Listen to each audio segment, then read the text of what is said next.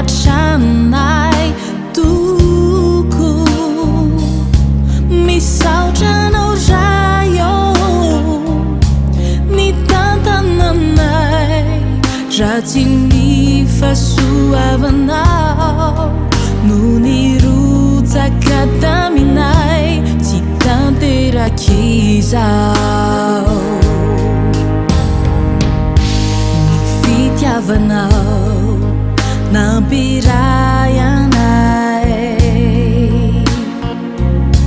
ny fitiavanao nanambatra anay toko misaotra anao sayo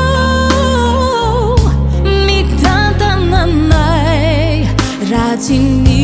fahasoavanao no nirotsaka taminay tsy tanterak'izao tsinotsinona zao fotoananay zao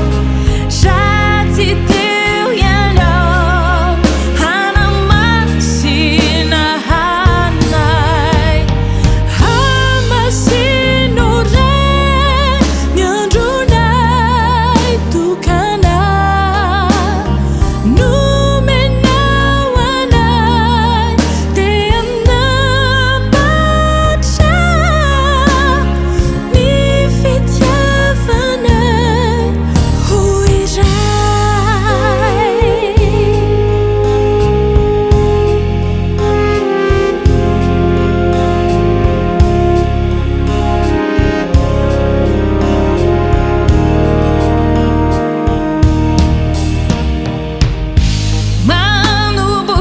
manobokan'io ny fiainanay